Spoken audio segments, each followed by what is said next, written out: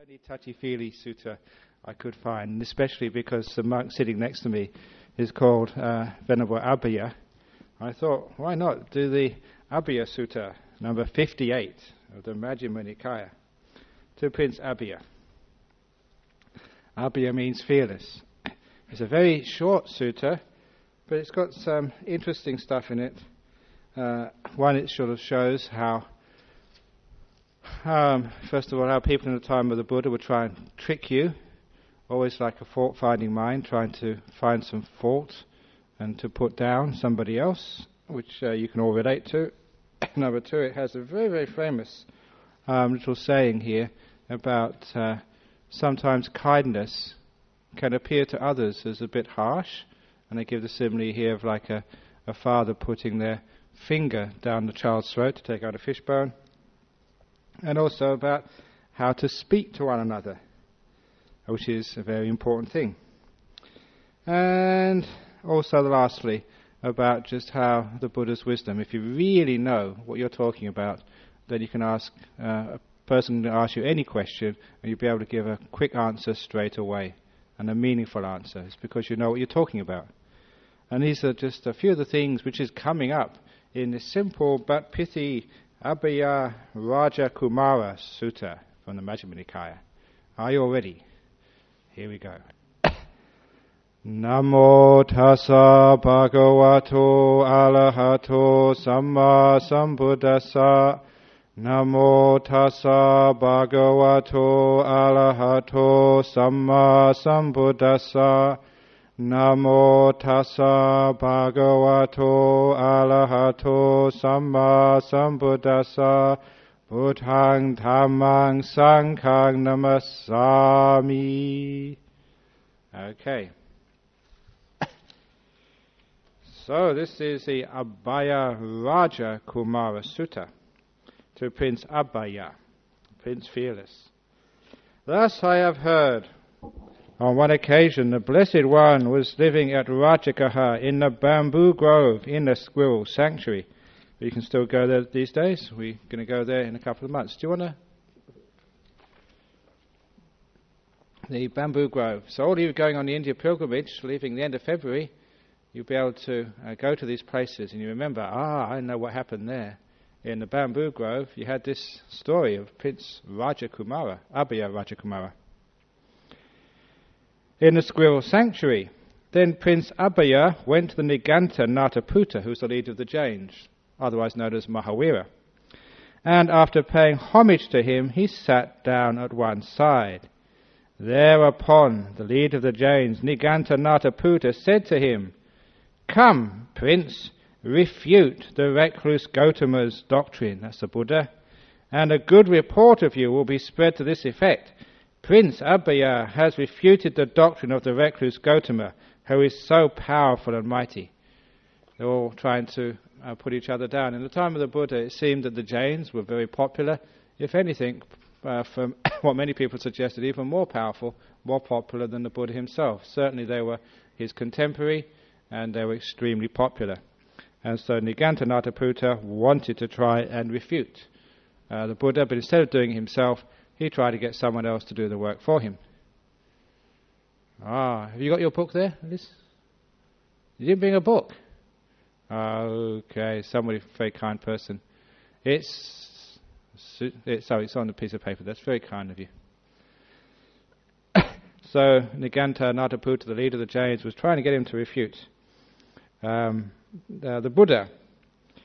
"But how, Venerable Sir, shall I refute his doctrine?" "Come, Prince, go to the recluse Gautama and say, 'Venerable Sir, would the Tathagata, the Buddha, utter speech that would be unwelcome and disagreeable to others?' If the recluse Gautama, that's the Buddha, on being asked thus, answers, 'The Tathagata, Prince, would utter speech that would be unwelcome and disagreeable to others,' then say to him, 'Then, Venerable Sir, what's the difference between you and an ordinary person? For an ordinary person also would utter speech that would be unwelcome and disagreeable to others.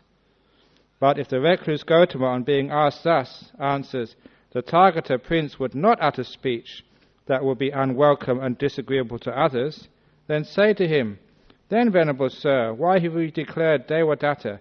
Devadatta is destined of Devadatta. Devadatta is destined for the states of deprivation. Devadatta is destined for hell. Devadatta will remain in hell for the eon. Devadatta is incorrigible. For those of you who know the story, that this times this particular sutta to the last year of the Buddha's life, when Devadatta tried to take over the leadership of the monastic Sangha, and with it the leadership of Buddhism, and in order to do that he tried to assassinate the Buddha after the Buddha refused to make him the leader of the Sangha. And those of you who know the story in more fullness, that Devadatta, he was a cousin of the Buddha, also ordained along with such other people as Ananda. They ordained together. And later on, Devadatta did actually manage to get some powerful states of mind, some jhanas and psychic powers. But when he got his psychic powers, he became quite proud and egotistical. And it's fascinating, as soon as he became egotistical, proud because of those powers, he lost those powers. It's a wonderful, almost like a safety catch or safety clause. If anyone does develop deep meditation and gets any psychic powers, if you misuse those and start breaking your precepts, you lose those powers and those deep meditations almost immediately. Simply because those psychic powers, they are based on meditation, which itself is based on a pure mind. And if that mind isn't pure enough, that meditation falls apart. As you all know, one of the favourite stories, I'm just adding these as a filler for this short sutta, that in one of the commentaries there was a monk many, many years even before the Buddha who got into a deep state of meditation and could actually learn how to levitate. And he just lived in the forest, in the jungles, and he would just live such a simple, peaceful life. And every morning he'd go for his morning exercise, but unlike ordinary people, it was up in the air rather than around the river. So he went for a jog in the air. And he enjoyed himself very much. He lived a very peaceful life. But the trouble is that when he levitated like that, sooner or later a villager gathering wood in the forest saw him. And when they saw this monk levitating through the air, they told their friends. And soon that monk became quite famous. And his ability to levitate also became so well known, it reached the palace. And when the king actually heard, yes, actually there is a monk who can levitate, he decided to go and check out this monk. He'd never seen anyone levitate before. For example, if I told you that some monk in, say, Serpentine Monastery could levitate, you'd probably all go down with your video cameras to check him out. So this is what the king did. He went into the forest with some of his soldiers, and he saw, yes, this monk actually could levitate. And so he thought, wow, this is a really special monk. Not only has he got great powers, he must also be very wise as well.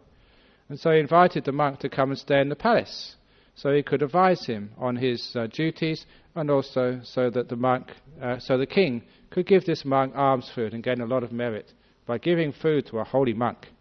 So the hermit refused. He said, I don't want to live in a palace, I'm quite happy here in my forest. But kings being kings, especially with a few soldiers around him, he gave the hermit, in what was known 25 years ago, an offer he couldn't refuse. So he had to go. So he packed up his stuff very quickly and he got carted off into the palace. The king was very kind. He made him a nice little forest inside the palace grounds with a little hut. And he said, you can stay here for 7 days of the week. Just once a week on the moon nights I will come and ask you questions on Dhamma. And it wasn't such a bad arrangement. It seemed to be okay at the time.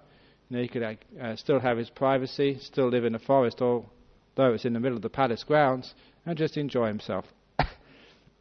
And the king was happy, the hermit was happy for a while.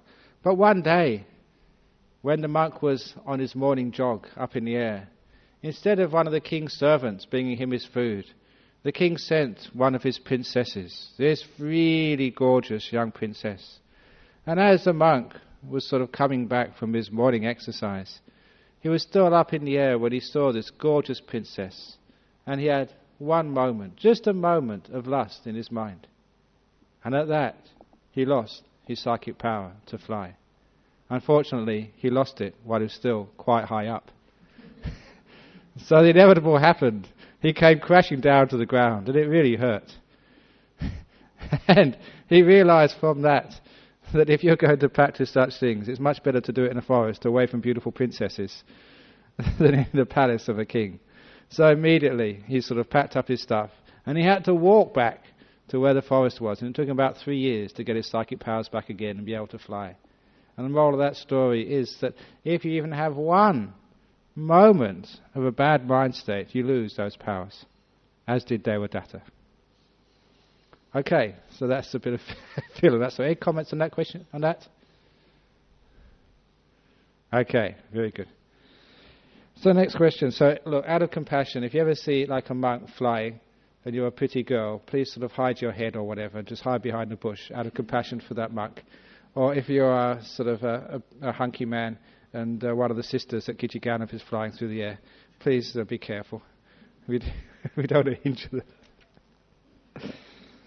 Anyway, so this is Devadatta. He lost his powers. And so the Buddha actually said, because of his attempts to try and kill the Buddha and because of his trying to split the Sangha, that was a karmic result. He would go to hell for a while. And he said, because you said this of him, then, Venerable Sir, why have you declared of Devadatta? Devadatta is destined for the states of deprivation. Devadatta is destined for hell. Devadatta will remain in hell for the eon. Devadatta is incorrigible. Devadatta was angry and dissatisfied with that speech of yours. When the recluse Gautama is posed this two-horned question by you, he will not be able either to gulp it down or to throw it up. In other words, he'll choke on it. If an iron spike was stuck in a man's throat, he would not be able to either gulp it down or throw it up. So too, Prince, when the recluse Gautama is posed this two-horned question by you, he will not be able either to gulp it down or to throw it up. So this was just a way to try and get the Buddha to ask him a question which he could not answer. It was amazing in those days, you try and overthrow a person's reputation just by a little bit of debate. The skills of debate were very common in those days, and when a person was going to try and refute somebody else's doctrine, they would try and just do it by debate, by clever speech, and usually they would invite a large crowd of people to come along to see. And there's many stories, suttas, in the Pali Canon of people trying to debate with the Buddha, and this was one of them. So, in other words, does the Buddha approve of what they thought was bad speech? Speech which is disagreeable to others. And the point was that the Buddha had said something disagreeable to Devadatta. So Prince Abhaya replied, "Yes, Venerable Sir." Then he rose from his seat, and after paying homage to the leader of the Jains, Niganta Nataputta, keeping him on his right, he left and went to see the Blessed One. After paying homage to the Blessed One, he sat down at one side, looked at the sun, and thought, "It's too late today to refute the Blessed One's doctrine. I shall refute the Blessed One's doctrine in my own house tomorrow." Then he said to the Blessed One, "Venerable Sir, let the Blessed One with 3 others consent to accept tomorrow's meal from me." The Blessed One consented in silence. He's obviously, when it says that it's too late, he probably was a bit scared, so he wanted time to think it over a bit more. So then, knowing that the Blessed One had consented, Prince Abhaya rose from his seat, and after paying homage to him, keeping him on his right, he departed. Then when the night had ended, it being morning, the Blessed One, dressed and taking his bowl and outer robe, went to Prince Abhaya's house and sat down on the seat made ready. There was many other cases of people trying to bring harm to the Buddha. There was one time, this man, he invited the Buddha and many monks to a meal in his house. And what he did the day before, he got his workers to dig a big trench in his courtyard. And he filled the trench up with all sorts of filth, with feces and cow shit and all sorts of the most horrendous stuff, this whole pit of disgusting stuff. And then he put some twigs across that, and then some straw, and then he laid out some mats, with the idea that he'd invite the Buddha and the Sangha to sit down on there, and when they sat down, they would fall through.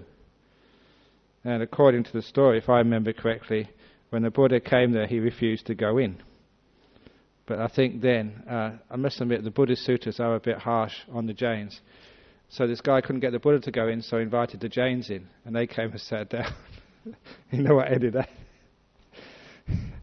Anyway, next, coming back. So he invited him to a meal in his house. And then Then with his own hands Prince Abhaya served and satisfied the Blessed One with various kinds of good food. When the Blessed One had eaten and had withdrawn his hand from the bowl, Prince Abhaya took a low seat, sat down at one side, and said to the Blessed One, "Venerable Sir, would a Tathagata, a Buddha, utter such speech as would be unwelcome and disagreeable to others?" And the Buddha answered straight away, "There is no one-sided answer to that, Prince." In other words, he didn't take the bait. The Buddha knew that you can't actually, that's not a question which has a yes-no answer to it. Why? And then Prince Abhaya replied at once, "Then, Venerable Sirs, the Jains have lost in this." "Why do you say this, Prince?" "Then, Venerable Sir, the Digantas have lost in this." Prince Abhaya then reported to the Blessed One his entire conversation with Niganta Nataputta. And then here the Buddha gives this wonderful simile. "Now, on that occasion, a young tender infant was lying prone on Prince Abhaya's lap." Remember, this was at a house dana. Then the Blessed One said to Prince Abhaya, "What do you think, Prince? If while you or your nurse were not attending to him, the child were to put a stick or a pebble in his mouth, what would you do to him?" "Venerable Sir, I would take it out. If I could not take it out at once, I would take his head in my left hand, and crooking a finger with my right hand, I would take it out, even if it meant drawing blood. Why is that? Because I have compassion for the child." So too, Prince, such speech as the Tathagata knows to be untrue, incorrect, and unbeneficial, and which is also unwelcome and disagreeable to others, such speech the Tathagata does not utter. In other words, it is untrue, incorrect, and unbeneficial, and unwelcome. It doesn't say such things. Number 2, such speech as the Tathagata knows to be true and correct, but unbeneficial, and which is also unwelcome and disagreeable to others, such speech the Tathagata does not utter also. So it's true, but it's unbeneficial, so it's not much point saying it. Such speech as the Tathagata knows to be true, correct, and beneficial, but which is unwelcome and disagreeable to others, the Tathagata knows the time to use such speech. So it's true, but it is beneficial, but disagreeable to others. You've got to know the right time and place.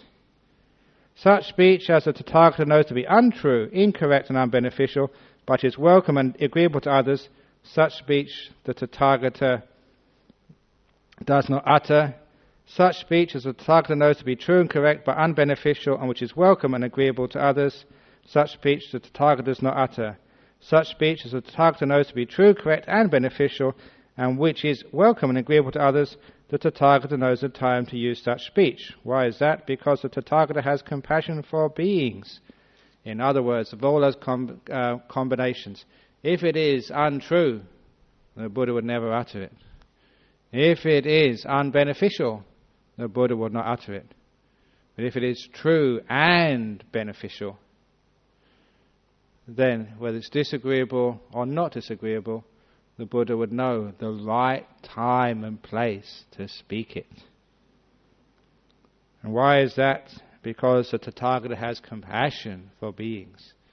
So when you talk to your partner in life, if what you're about to say is untrue and incorrect, do not utter it. Doesn't matter whether it's agreeable or disagreeable to them. If it's untrue and incorrect, do not utter it. If it is unbeneficial, whether it's true and correct or not, whether it's agreeable or not, one does not utter it if it's not beneficial. But if it's beneficial and it is true and correct, whether it's disagreeable or agreeable, this is what they want to hear or what they don't want to hear, you've got to know the right time and place to say it. And even if it's disagreeable, if you know the right time and place, then it's a good thing to say. Which is why you've heard me say the simile before. In married life, if there's something which is true and correct and very beneficial, but will be disagreeable to your partner, then what you should do is to take them out to dinner to a really great restaurant where they have lots and lots of courses, and when you come to the final course, then you can hit them with the true, correct, and beneficial thing which they may find disagreeable, because at the end of a lovely dinner, that is the right time and place. They don't listen to anything at that time. The point is, you don't hit them with these things when they're tired, when they've just come back from work, when they are not really open to hearing these things. So it's always the right time and place. And it's beneficial that sometimes, as the Buddha was saying over here, that if there was the stick or a pebble, I think it was in the commentaries they say like a fishbone, was actually stuck in somebody's throat, it's obviously out of compassion beneficial to pull that out, because it might hurt them. So compassion does not always mean just doing what is agreeable to others. Sometimes it's disagreeable to pull that fishbone or that twig out, but it has to be done. So you have to choose the right time and the right place to do these things.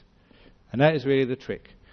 There's so many problems come up in families or in monasteries or in nations because they choose the wrong time and the wrong place to say these things. And this is the meaning of what the Buddha is saying over here. So compassion doesn't always mean like doing what's agreeable.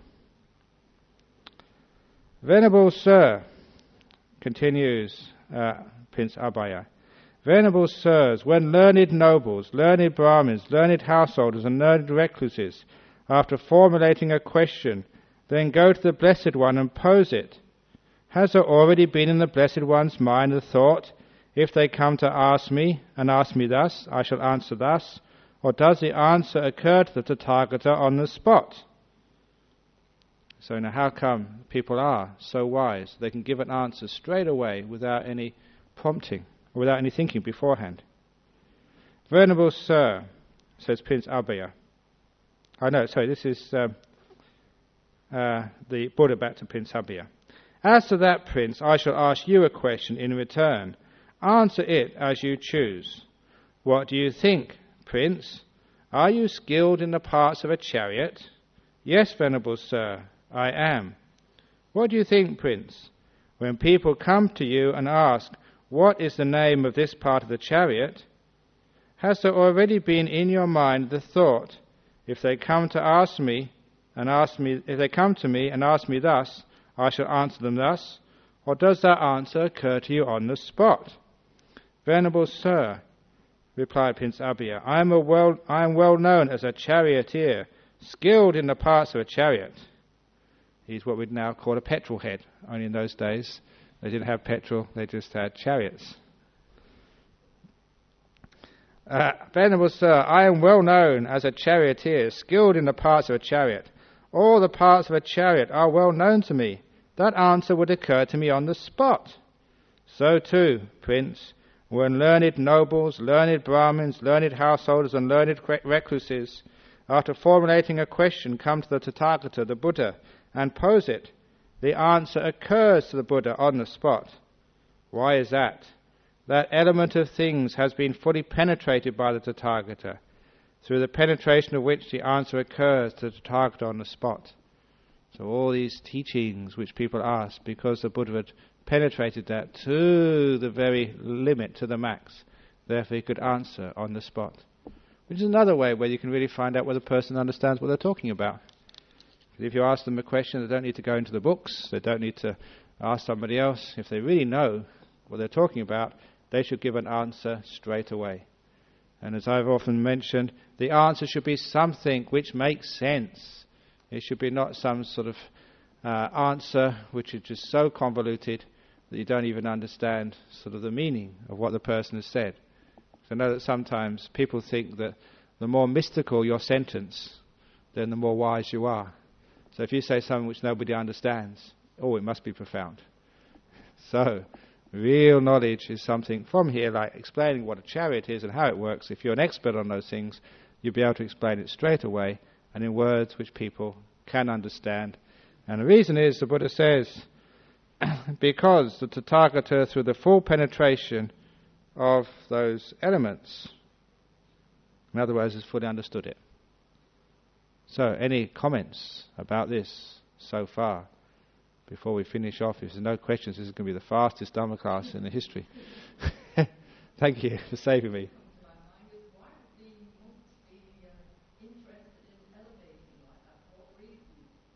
It's just, well, these things happen sometimes. No, well, why do monks levitate? If a monk levitates, it's literally because they've got no control over it. It just happens.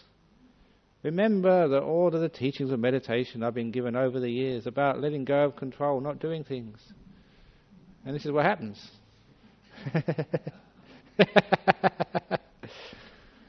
So they don't do it on purpose. No, a lot of time it's just these things. There's once when the Buddha was, I think it's in the Samyutta somewhere, he was saying that at times that he was just, because of the deep meditation and because of the power of the mind and the bliss especially, he said if his body was so light, it felt just so light with the bliss, that sort of, he said that just like a little, it felt like a bit of cotton, that just a little bit of wind would have blown him away. But what's interesting there, what he was saying, is actually what it feels like before levitation, just so much happiness and so much bliss, the body feels light. And one can understand that we have even expressions in English that, when you're really sort of loaded down with depression, you've got a very, very heavy sort of heart. And you can understand that the light-heartedness of joy and bliss is like not just a metaphor, but is something which is even deeper than a metaphor.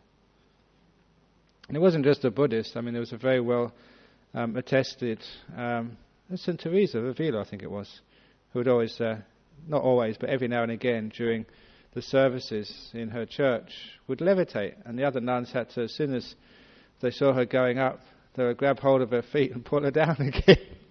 Because she was always doing that. But completely involuntary. It just happened, that's all. Although that later on that some monks would sometimes use that power for other reasons. But even though that such things happened, the Buddha always said, just keep it quiet and don't sort of show off any psychic powers. And the classic story of that was when, in Rajagaha as well, this is close by to the bamboo grove, this was actually in the monks' rules of discipline, the Vinaya. There was a very wealthy man, and he wanted to see somebody levitate, as of course most people would. If an Abhaya could levitate, he'd say, come on, show us, just once. We won't tell anybody, you say, just once, because it'd be nice to see somebody levitate, wouldn't it? So anyway, this very wealthy man said, okay, it'd be great to see someone levitate for a change. And all these religions, not just Buddhist religions, other religions there at the time. So he managed to erect on top of a bamboo pole this very, very expensive and very costly sandalwood alms bowl. That's something which all the monks needed, an alms bowl, but this was made out of sandalwood, incredibly well designed and very expensive. And he went around saying, if there are anybody, any monks, nuns, of any particular sect who can levitate, let them take this bowl. I give this bowl to any recluse, monk or nun who can levitate. If they can reach it, they can take it. So it was like a test. And no one could actually take it for a few days. And then it was actually Mahamoggallana and Pindola Bharadwaja. They were walking on arms round. And then it was actually Pindola said to Mahamoggallana, Mahamoggallana, you've got great psychic powers, why didn't you go and take that bowl, actually to increase the faith of the lay people? He said, no, well, you can levitate as well, you take it. So Pindola decided to take that bowl. So he rose up into the air and took hold of the bowl. But his big mistake was this, that having taken the bowl, and this actually shows the origin of a custom we take for granted in the West, especially after sports matches, but it has its origin in Buddhism 2,500 years ago in Rajagaha, which is a fascinating thing to know this. This was the earliest record of what we now call 3 laps of honour. Because having taken that bowl, still up in the air, he flew around Rajagaha 3 times. And of course, everybody saw him. And that was his big mistake. Because as soon as they saw this monk circling Rajagaha 3 times in the air with this wooden bowl, which everybody knew about, then they all left their jobs, whatever they were doing, and they went to the monastery to pay their respects to this great monk who they saw actually levitating. And when they all started charging in the monastery, the Buddha was there meditating and said, "What's this great noise, like fishermen hauling in their catch?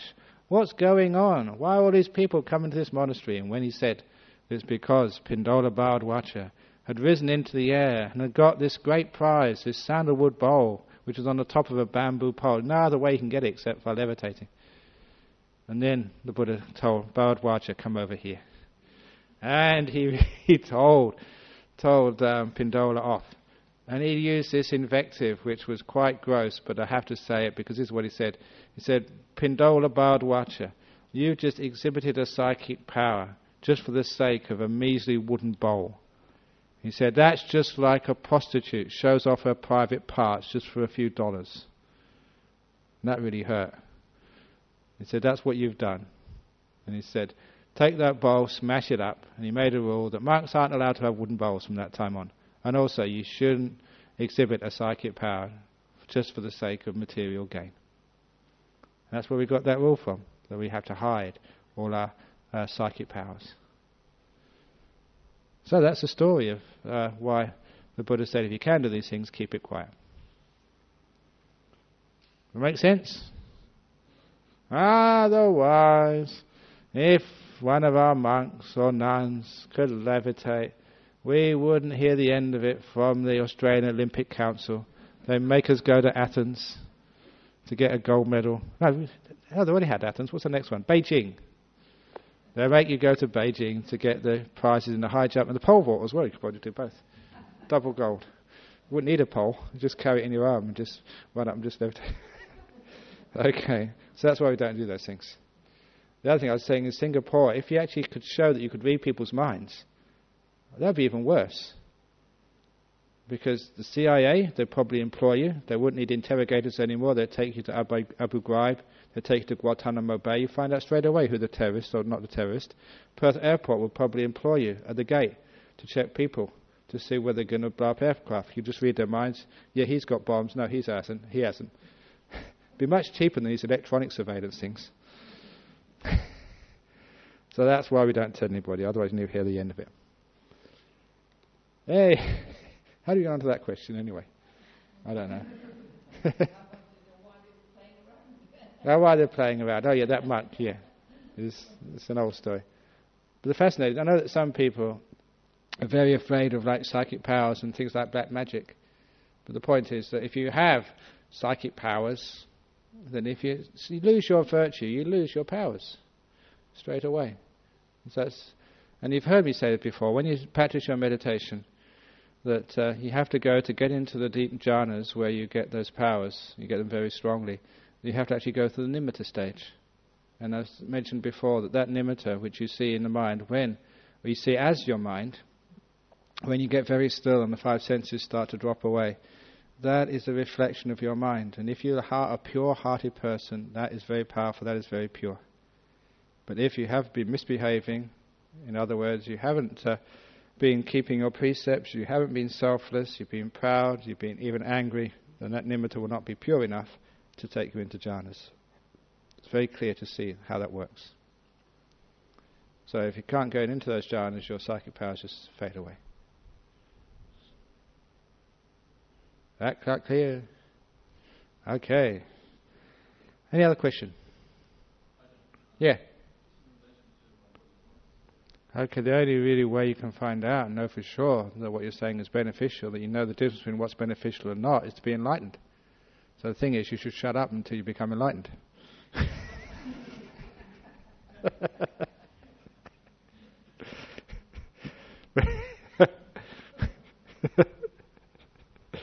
But it does actually say, if you read it more clearly, that say, as long as it's true, correct, and okay, yeah, it has to be beneficial, that's right, if it's unbeneficial. So be very careful. That's why any of those of you who've been on my 9-day retreats, I talk about noble silence, being you can speak to others, but before you speak, you should contemplate, is what I'm about to say really important, really beneficial, basically? And then, if you answer yes, you've got to think again. Is it really, really beneficial? And if you pass that second test, you still have to think a third time. Is it really, really, really beneficial? And only then you can actually speak, if it passes the 3 tests. Really beneficial, really, really beneficial, and really, really, really beneficial. And usually by that time the person has walked away, so you can't talk to them anyway. So that's my way of keeping noble silence. So the point is that a lot of times the people don't even consider when they open their mouth, is this going to be beneficial or not? It just pours out, just like a broken tap or broken water pipe. And it gets all sorts of muck gets into the pipe then. So don't be like a broken water pipe. Sort of restrain yourself and just think, is what I'm going to say really beneficial? And is it at the right time and the right place, for goodness sake? And then, if you do it that, you can always make sure you never upset people. How many of you have opened your mouth at the wrong time and you've regretted it? Oh, I wish I hadn't have said that. Yeah. But do you know that story about there is a Buddhist ceremony that if you said something very, very bad, you can actually get rid of all the bad karma of bad speech? It's a chicken plucking ceremony. Have I told that here recently? I was telling it in Singapore a lot. It's a chicken plucking ceremony. It came about many, many years ago. This, I've got to fill in time because it's a very short suitor today. A long time ago, there was this man who'd said something really awful to his wife. And he was so upset about it. It was almost like, a grounds for divorce. So he wished he hadn't said that terrible thing. So he went to his favourite monk. He said, "Oh, Venerable Sir, you wouldn't believe what I just told my wife. Is there anything I can do about it? Can you help me get rid of all that bad karma for saying something bad? What can I do to overcome that bad karma?" And he said, "There's only one ceremony we can do in Buddhism. And if you can perform this ceremony according to the standard ritual, then you'll be okay." He said, "Great, I'll do it." He said, "It's difficult. It doesn't matter how difficult it is." He said, "I will do it because I'm in big trouble with my wife." He said, "Okay, what I'll need is a chicken. So there's enough time now, the market's still open, go to the market, get a dead chicken, and on the way home, can you just pluck it for me? Take out all the feathers and throw them away, because I want to use the already plucked chicken for this ceremony." So the fellow said, "Great, I'll do that." He's sure it'll work. He said, "If you follow the instructions, it will work." Now what are you supposed to do? He said, "Go to the market, buy a chicken, take out the feathers, and bring it to you already plucked." Good. So he went to the market, he bought this chicken, and on the way back from the market to the temple, he took out all the feathers, threw them away, and by the time he got to the temple, there you were, he had a nice plucked chicken. Now I said, "Is that going to overcome my karma?" He said, "No, not yet. There's another part to the ceremony. You've got to come tomorrow morning, first thing, and we'll do the second part of the ceremony. In the meantime, I'll put the chicken in the freezer." So he put the chicken in the freezer. In the morning, the man came up bright and early. His wife wasn't speaking to him at all because of what he said, but he thought, well, it won't last a bit long. It won't last very much longer. Soon the ceremony will be completed, and then I'll be okay. So he went to the monk, and the monk said, "Okay, now you can do part B of the ceremony. And this is the most important." He got the chicken out of the freezer and handed it back to the man. He said, "Now I want you to retrace your steps back to the market. Go back exactly the same way you came yesterday and pick up all those feathers and put them back exactly where you took them out from the chicken." And he said, "I can't do that." He said, "I probably won't even find all the feathers, let alone be able to stick them back in again where they were before." And he said, "Well, if you can't do that, we can't fulfill the ceremony." He said, "It's just like you can't, once you take a feather out of a chicken, you can't put it back again." He said, "No more when words come out of your mouth. You can't catch them. You don't know where they've gone. Like the feathers, they're probably all blown away again. Once they come out of your mouth, you can't catch them and put them back in again. Once out, they're gone." And he got the meaning of the ceremony. It's not that you can actually catch words and put them back in again. You have to make sure you don't take them out in the first place. So the meaning of the ceremony, be careful what comes out of your mouth. Once out, it's gone forever. So that's a chicken plucking ceremony. Okay. So be careful. Make sure you know the right time and the right place to speak to people. And obviously, the right time and the right place is to check their state of mind. Especially if you live with another person, it's not that hard. You know their moods. You can usually read them pretty well. Sometimes it's just because we don't really check out to see whether the person we want to say something to is really open and ready to being told, especially if it is something disagreeable. If it's something agreeable, you can probably tell them at any time. But disagreeable stuff, you have to be very careful. So thank you for that question. You managed to waste another 5 minutes. Any other question on this very profound and deep sutta, which I thought was more profound than it was, but never mind. Yes, thank you.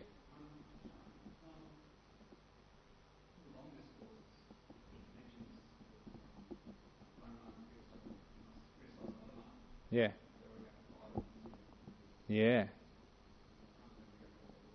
Yeah, no, we remember those because we teach them a lot in the monastery. Because in the community, there'll always be people criticizing each other or wanting to. You know, the first thing is actually to consider is what I'm about to criticize someone else for, am I doing the same or something similar myself? Because you know what happens when someone, you criticize somebody, you tell someone off and say, well, what about you? I can tell a few things about you while I'm at it. So the point is that if you are misbehaving, or if you're being lazy, if you're being sloppy, or whatever, then it's a waste of time criticizing others. It's the old, even in the Christian Bible, they say, take out the plank of your own eye before you take out a splinter of somebody else's. Just don't be a hypocrite. And that's really important, because if you go around criticizing others and you're not a good person yourself, you have got no authority. And that's really important if those people with children. Sometimes we try and criticize our children, but then they look at us and think, well, what's mum and dad doing? I remember as a school teacher, there was to be a school rule about no smoking. But the children would rightly complain. Every time they had some business in the staff room, they'd knock on the staff room door, and as soon as it was opened, billows of smoke would come out. Because all the teachers in those days were smokers. So they said, how can you teach us not to smoke when you're doing the same yourself? So it has to actually to come, first of all, that you're not doing sort of what the same or similar to what you're criticizing others for. That's why, like as an abbot of a monastery, I've got to lead by example. So if I'm going to teach my monks to be frugal, I have to be one of the most frugal. If I teach my monks not to keep all those rules, then I must keep those rules, even more perfectly than my disciples. Otherwise, I've got no right to teach. So it's important actually you teach by example, much more than anything else. See, and it's also you must bark at the right time and place, and not when other monks are giving talks, you dogs.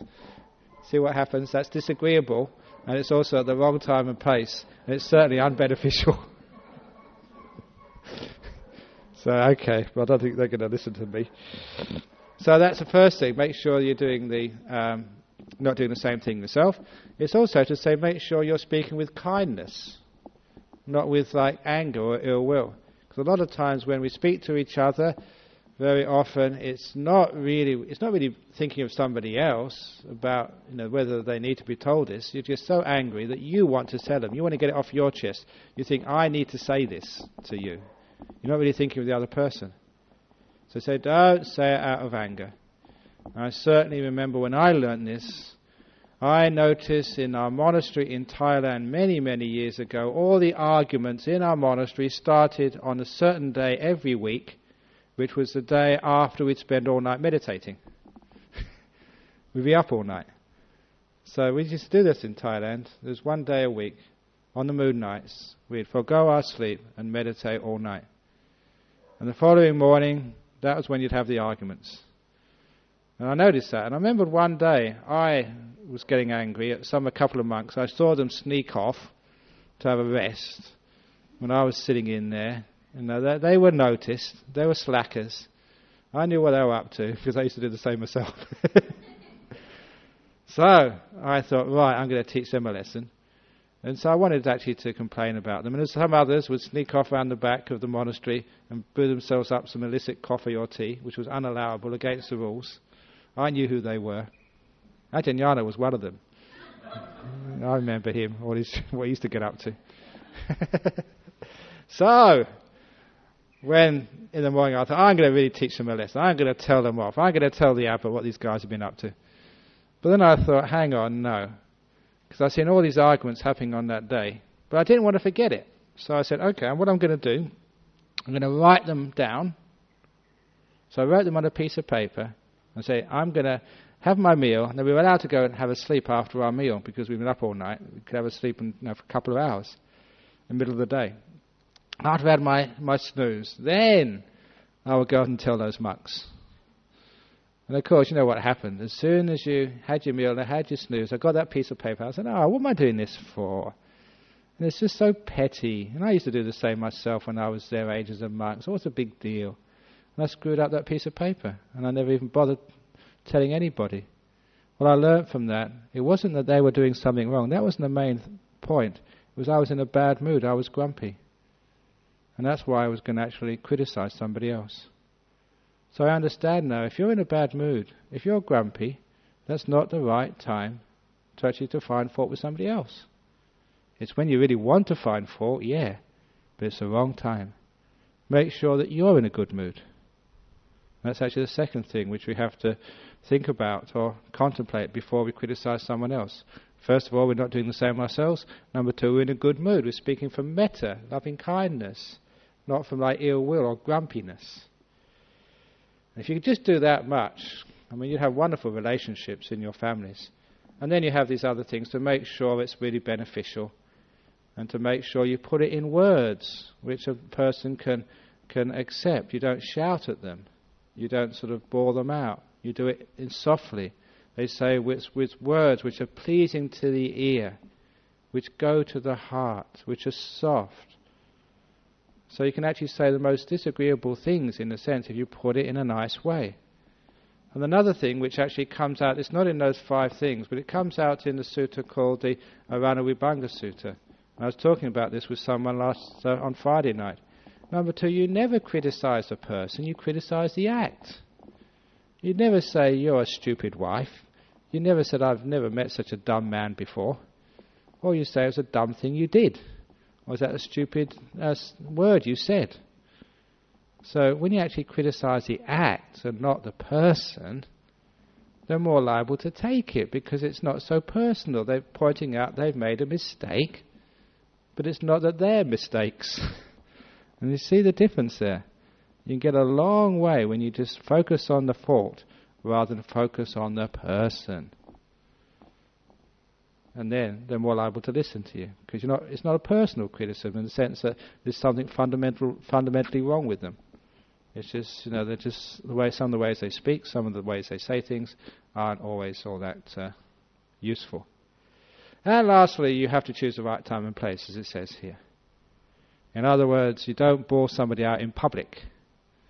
You don't say, sort of, Kanchana, you stupid girl, you did this and that in front of everybody, especially when it goes on the internet. So that's not a wise thing to do. So usually, say, can you come over here a minute, Kanchana? And then you do it sort of in private so they don't get embarrassed. Yes, John?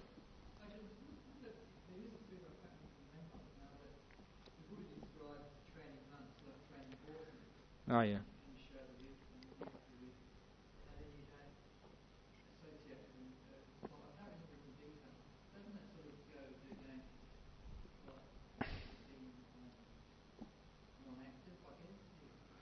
Oh, no, that particular is the 5 type of horses. That's actually not the Buddha training them. But he uses the simile of a horse many times. But that's one of my favourite similes. But that's actually not being trained by the Buddha. That's just being trained by life. Just like sometimes when you make a mistake and do something stupid, you don't learn by it. That's actually, I should have really mentioned that last Friday in my talk about punishment. Because it's actually how we learn from things. We don't need to punish when we make a mistake. We want to make a mistake, we want to understand it and learn from it. And the story is the 5 type of horses. There's one type of horse, when the owner, the rider, asks it to do something, it does it straight away. In other words, it's very sharp. The second type of horse, when the owner sort of asks to do it something, it doesn't do it because it's stupid. It needs actually to see the shadow of the whip. He has to take the whip out, and when the shadow actually reaches it, he realizes, I better behave, otherwise they'll be in trouble. It's like that's a wise person. They've learned from their mistakes in the past. They say their bad speech or bad actions or silliness. And as soon as they're about to do the same again, I better not do that because it's caused problems in my life before. I don't want to cause any problems in the future. The next type of person, the third type of horse, the owner, even though it tells you what to do, and it even gets the whip out and the shadow falls on it, still, one is stupid enough, one still doesn't realize one is about to do something wrong. And then you just have to be tapped slightly with the whip. It doesn't hurt, just tap. Oh, that's a warning to you. You better not continue going on that path because it's going to really hurt. And that's the third type of, that's the average person. You're about to do something wrong and something tells you, no, I better not do this. And the fourth type of horse, even when the person tells it to be a good horse, even you get the whip out, the shadow falls, you tap it, you still don't understand, it has to whack it once. Ow! That hurt. But only once, and then you learn. That's why some of us, we make a mistake in life, it hurts us, but only once, that's all. And we learn our lesson when we've been hurt once.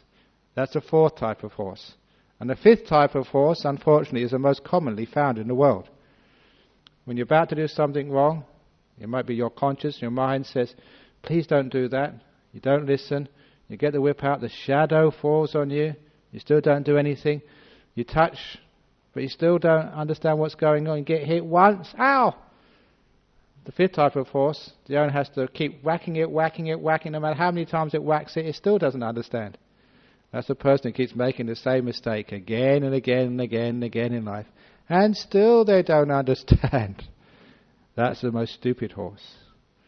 So it's not about like being trained by like a Buddha or being trained by somebody like a parent or living in a life. It's just learning from our mistakes.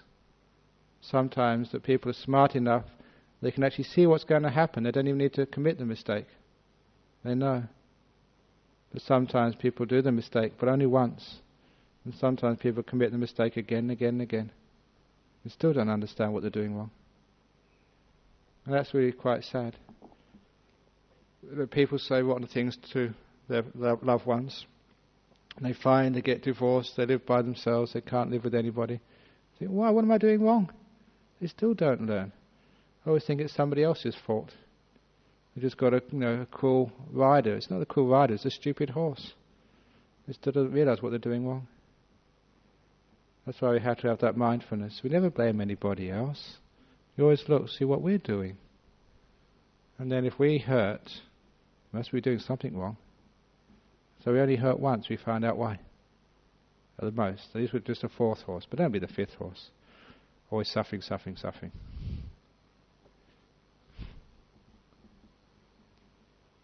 Yeah? We're talking about saying something disagreeable or... agreeable, yeah. Or beneficial. Yeah.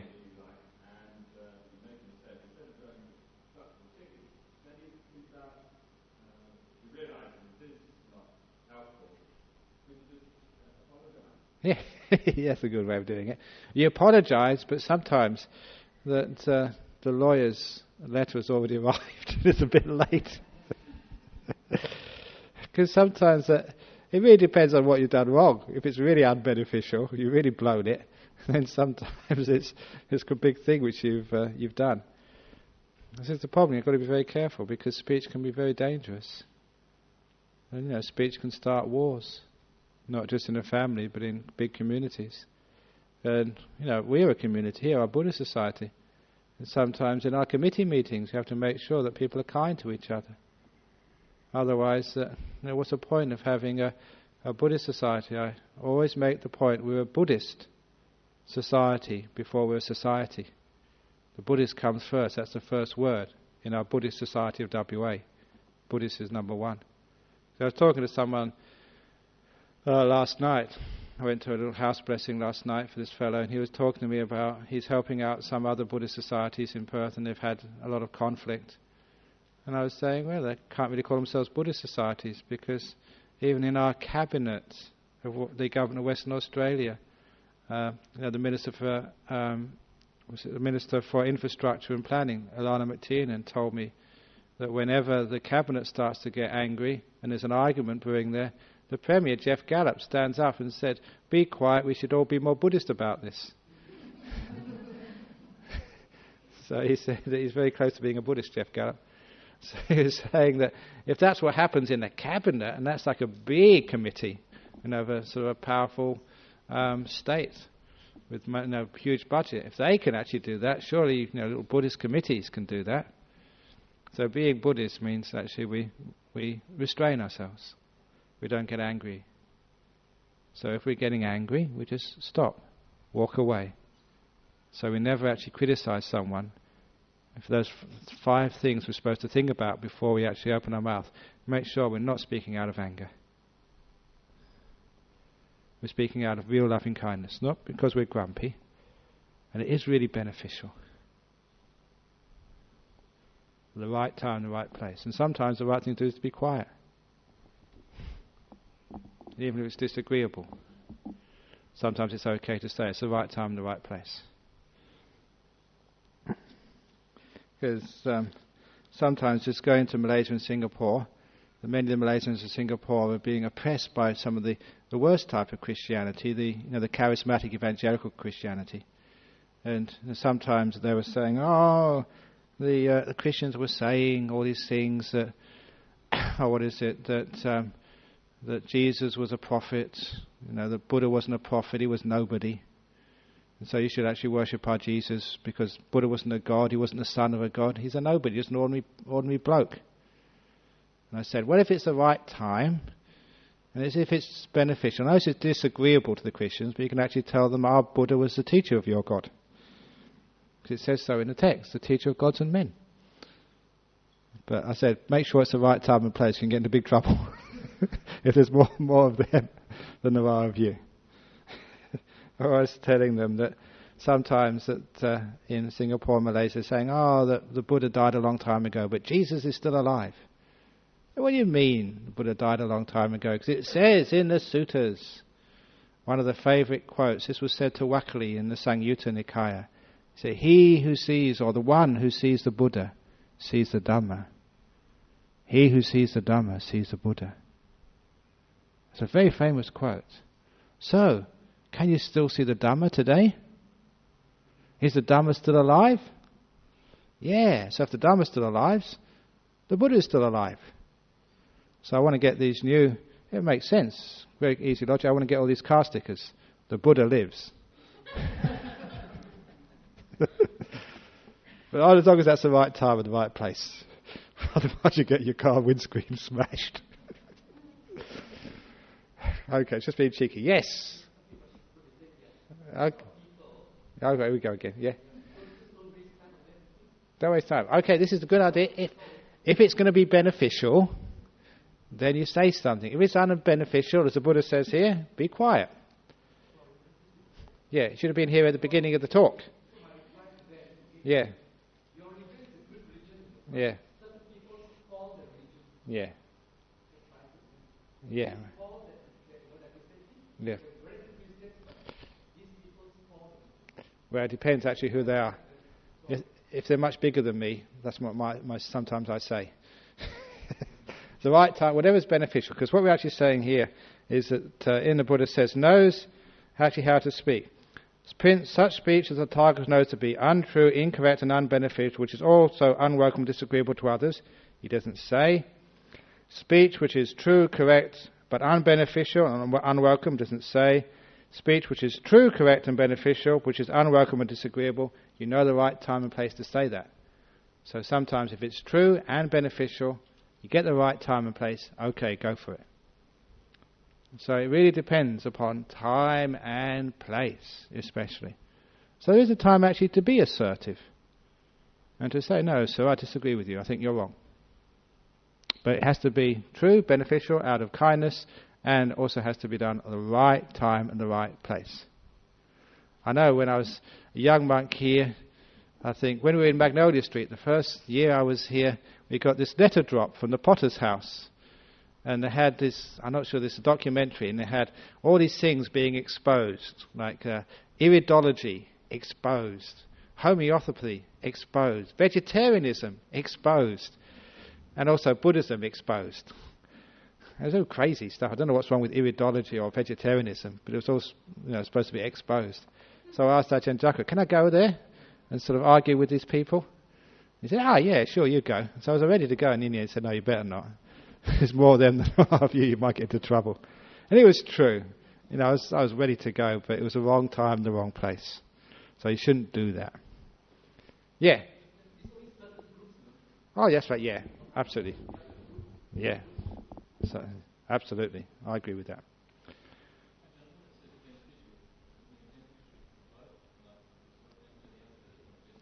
Yes, it has to be beneficial to both.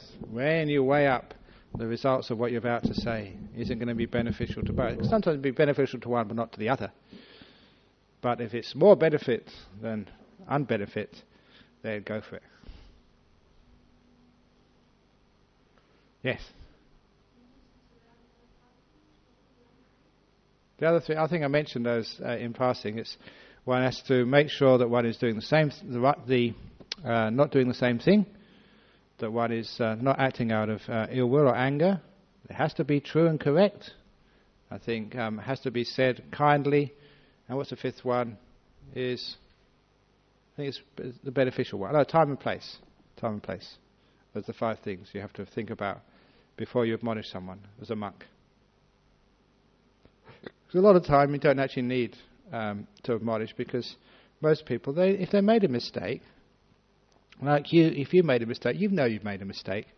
Sometimes you don't need to be told off by somebody else. You realise, I shouldn't have said that. So the other person doesn't need to say, you shouldn't have said that, because you know that already. And sometimes it doesn't really help the situation. So a lot of times it's best to keep quiet. Okay, so I managed to fill the hour and 15 minutes by a few stories. So we conclude here. When this was said, Prince Abhaya said, magnificent Venerable Sir, the Blessed One has made the Dhamma clear in many ways. From today, let the Blessed One remember me as a lay follower who's gone to him for refuge for life. So he was no longer a Jain, now he was a Buddhist. Because he learnt, he tried to bamboozle or trick the Buddha with a double-edged question, and the Buddha said sometimes that there aren't sort of straight answer to that question. You've got to really think quite clearly. I remember some time ago, Ajahn Jaka asked me that old philosophical question. What was it about? It was about lying. That's right, there was 2 guards. One always lied, the other one always told the truth. And you had to ask the other one. Okay, you have to ask the one. No, what was it? Do all Spartans lie or something? I forgot how that worked. Anyway, I better stop before I'm ahead because I'm getting confused. And I think what I'm about to say is unbeneficial. So it's nice to ask you to shut up. I know the right time and place. I've forgotten that story. Okay, so thank you for listening today to the Prince Abhaya Sutta. And it's a touchy-feely one about putting something out of your throat, and about speaking. It's not high Dhamma about the nature of the mind or deep jhanas, but it just shows the range of teachings which you have in the Buddhist suttas. So hopefully you enjoyed that. Now we just do what do you do now? You do and this sutta, okay, you got a request for next time? Who's the first one? Well, this is your touchy-feely one today, so it has to be John's one. Go on. 33, which is, what's that? It's a long one. 33 is what is it? I don't know that one.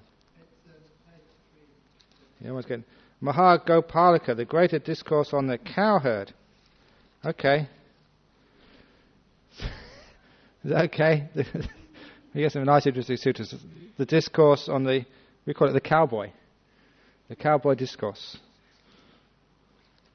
The greater discourse on the cowboy. Number 33. Okay. And to let you know, that will be on the 30th of... That's right.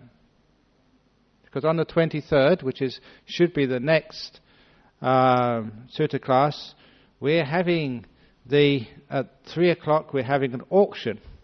Before then, at 10 a.m., we're having a fundraiser for the tsunami victims here, food fair and all sorts of stuff going on.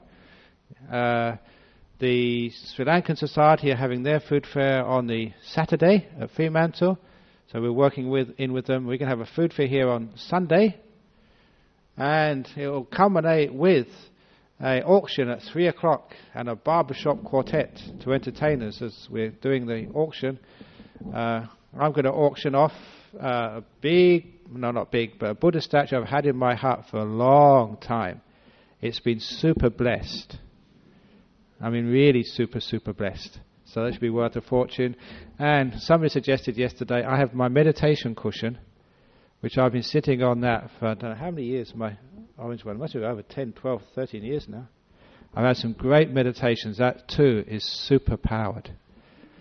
So those of you who want to get a quick advance in your meditation, you're going to auction off my meditation cushion as well. And be on 3 p.m. I did this in Singapore. There was I was only doing a teaching retreat there for 7 days, and the cushion I was sitting on for those 6 or 7 days, they auctioned that. They got $1,700 for that. And they sent it to our monastery in Victoria. So this one should be worth much more than that. And it's all for the tsunami victims. So that's the auction of my meditation cushion and a few other little bits and pieces at 3 o'clock. So we're going to have, and what I'm going to do for next weekend, they're going to be on display, and I'm going to leave some envelopes there so people who can't come there for the day, they can put their bids in sealed envelopes, and on the day that when we get to the highest bid, and I'll open up the envelopes and that bid is higher, then you get that cushion. So they say enlightenment is priceless. I mean, you have to sort of work so hard to meditate year after year after year, and now you can get sort of a boost with my meditation cushion.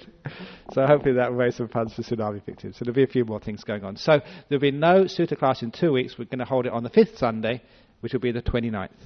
Okay, so the 29th will be Sutta number 33. Okay? Okay, so thanks for coming. Let's pay respect to Buddha Dhamma Sangha now.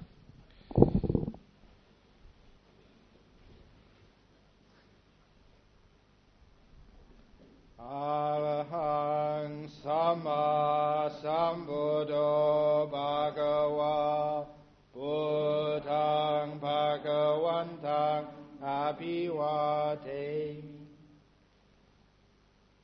Sawakato Bhagavata Dhammo Brahmang Namasami